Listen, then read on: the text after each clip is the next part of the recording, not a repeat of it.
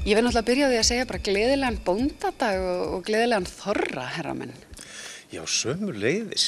Mér sýnst ekkert veita af þessu hlýindum hérna hjá í þorranum. En við ætlum að ræða eins Völuspá. Þetta er nýtt íslenskt verk. Eftir hvort þig sjálfan, segðu okkur aðeins frá þessari hugmynd kannski. Hvernig kviknaði svo hugmynd að fara að gera sinfónískt verk við Völuspá?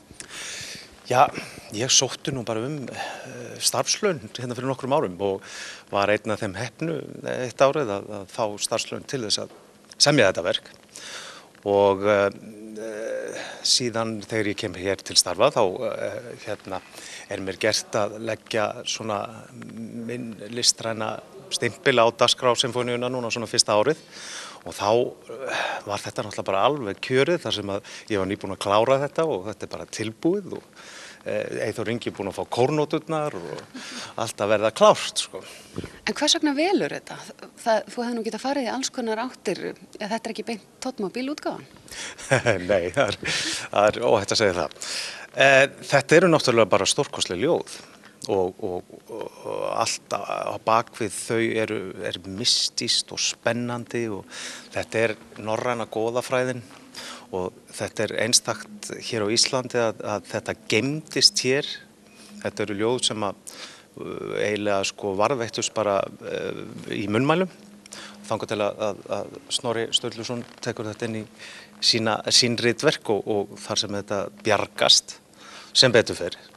Og þetta er bara, þetta er svona biblía, sem sagt, norrænu goðafræðinar. Hvernig leist þið nú á að taka þátt í því að kórinn þinn og Kammerkór Norðurlands og Himnodía saman? Sko, í fyrsta lagi, þetta ekki, ég held að þetta væri svona eins og Káa og Þór, að þið færi nú aldrei að syngja saman. Jó, það er nefnilega, sko, algjör miskilningur að sé eitthvað ríkur á milli kórana. Ég hef allavega aldrei, fundið þar hjá mínu fólki. Og tónlist er ekki íþrótti, það er svo rosalega ólíkt, þannig að í listorm eigum við að standa saman. Og það er eina ástæðan fyrir að mér fannst þetta mjög spennandi þegar við höfum aldrei sungið saman. Við Guðmundur Óli settust einu sinni niður og ákváðum að gera eitthvað en var ekkert úr því.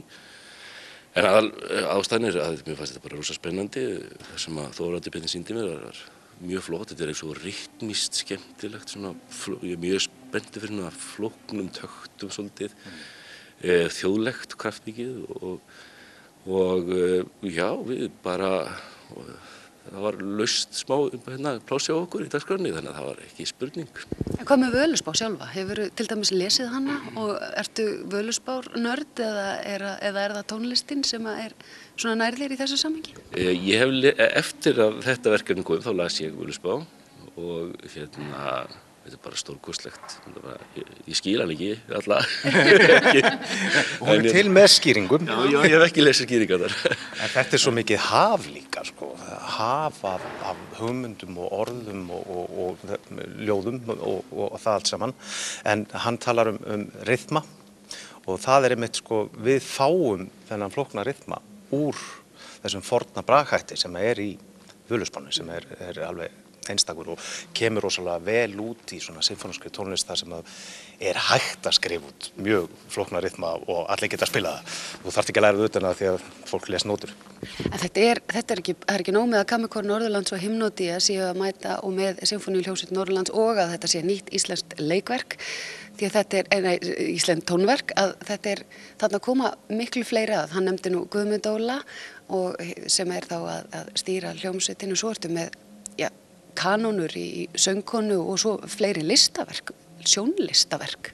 Já, Guðmundur Óli, hann ætlar að stjórna þessu fyrir okkur og hann hefur valið 2 verk með Völuspánni og hann gerir mér kannski svona nettan grikk því að hann velur Sibelius, Pan og Echo og Prometheus eftir Franz Liszt sem ég þarf einhvern veginn að standa við hliðina á.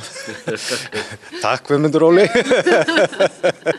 En virkilega gaman að við séum núna að vinna saman kórarnir, Himnodía og Kammerkórinn og Guðmundur Óli og ég er rosalega ánægður með þetta, mikið spenntur. En síðan er að koma kanóna úr óperu og söngleika heimnum. Það er engin önnur en Valgerður Guðnadóttir.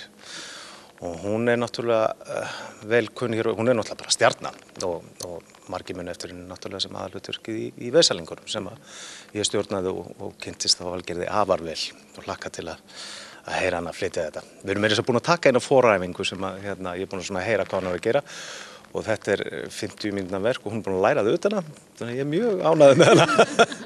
En síðan annað listaverk á þessum tónleikum og það fyrir augun líka.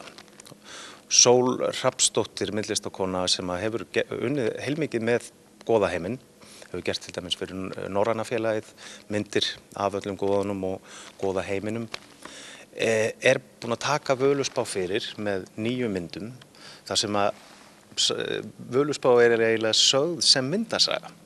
Síðan látum við textan ganga undir á sýningunni, á tónleikunum og á stóra tjöldunum birtast þessar myndir þannig að þegar að Baldur deyr og fær mistil teinin í hjarta þá sjáum við það og það mjög inspírerandi með tónlistina að hafa þannig að það verður svona svolítið ljósasjó með sko.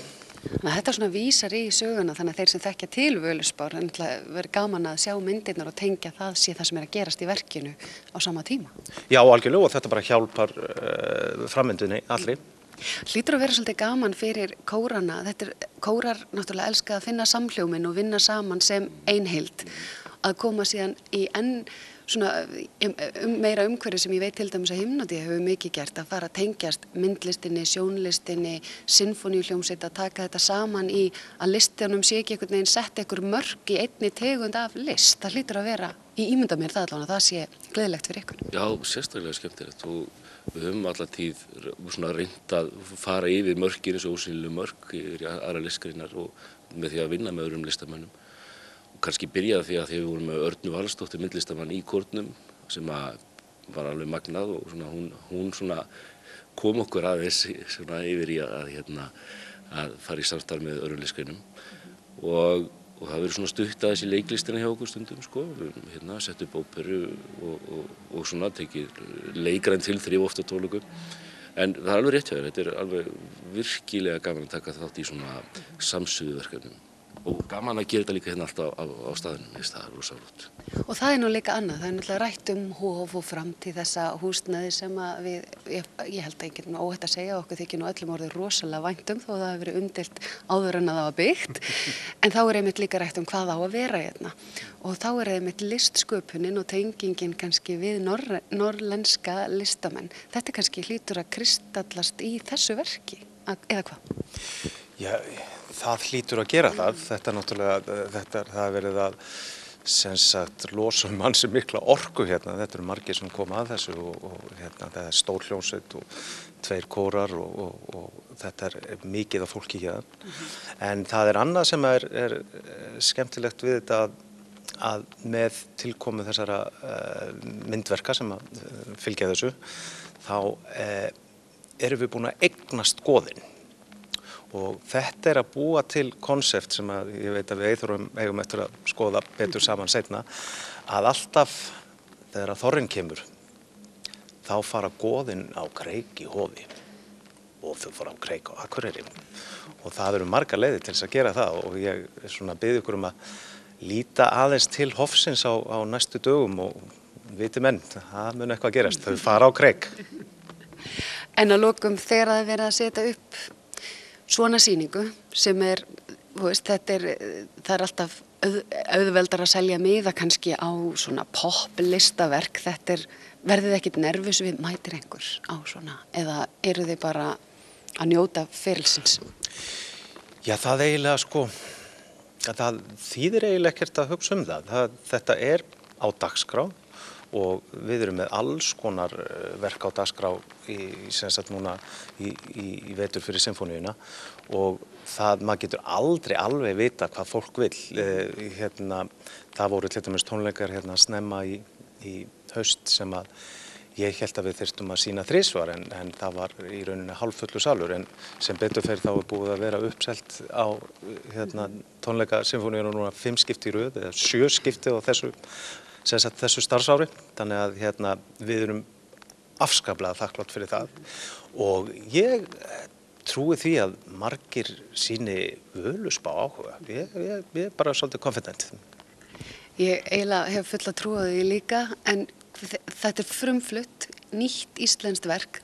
Það er líka svona pínu smeygt stundum hjá fólki að mæta og eitthvað sem í fyrsta skipti, oft fólk kannski þekkja verkin, en svo náttúrulega upplifun að hafa verið á staðnum þegar það var flutt í fyrsta sinn. Svona ég var að spöksa að gefa þér loka orðið í bara hvers vegna í ósköpunum ætti fólk að mæta? Ég held bara að við erum búin að, og þorvaldi við erum búin að presentera svo vel, þetta bara þessi rytmíska, þessi sterka upplifun með, maður fær svona smá, eitthvað ímynda sér einhvers konar víkingaheim, samt með nútímalegu tónmáli, sambland af klassík og áhrif úr rockinu, úr öllum heimum, það mætast þarna þessu rosalega ólíku kraftar á einum stað, bara mistök að vera ekki hérna.